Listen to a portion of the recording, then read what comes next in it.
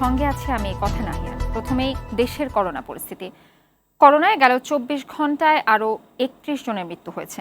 এ নিয়ে করোনায় দেশে ১২,৫১১ জনের প্রাণহানি হলো। গত ২৪ ঘন্টায় ১৪,৬০৬ জনের করোনা নমুনা পরীক্ষায় নতুন করে ১,৩৫৮ জনের শরীরে করোনা ভাইরাস শনাক্ত হয়েছে।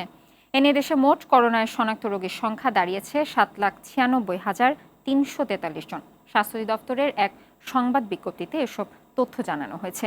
বিজ্ঞপ্তিতে আরও বলা হয়, ২৪ ঘন্টায় নতুন করে সুস্থ হয়েছেন আরও ১,০৬৪ জন। এ পর্যন্ত মোট সুস্থ হয়েছেন ৭,৩৬,২২১ জন। এবার বিশ্ব করোনা পরিস্থিতি।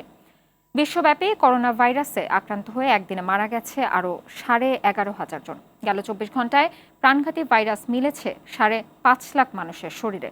ওয়ার্ল্ডোমিটারের তথ্য অনুযায়ী করোনা ভাইরাসে আক্রান্ত ও মৃত্যুর মিছিলে বেসামাল ভারত। গেল ২৪ ঘন্টায় ভাইরাসে আক্রান্ত হয়ে মারা গেছে ৩,৫৫৪ জন।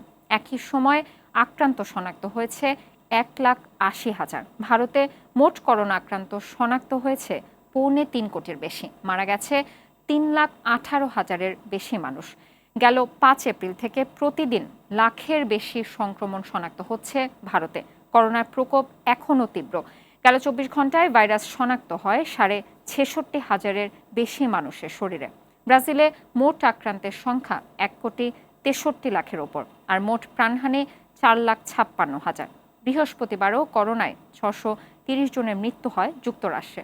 তবে বর্তমানে সংক্রমণ কিছুটা কমে এসেছে। গেল ২৪ ঘন্টায় করোনায় মিলেছে ২৪,৫০০ জনের শরীরে। এ নিয়ে দেশটিতে মোট ভাইরাস আক্রান্ত শনাক্ত হলো ৩,৩৯,০০,০০০-এর বেশি মানুষ, আর মারা গেছে ৬,০৭,০০০-এর বেশি। বৃহস্পতিবার আর্জেন্টিনা ও কলম্বিয়ায় করোনায় আক্রান্ত হয়ে মারা গেছে ৫৫০ জন। ল্যাটিন আমেরিকার দেশগুলোতে বাড়ছে করোনার বিস্তার।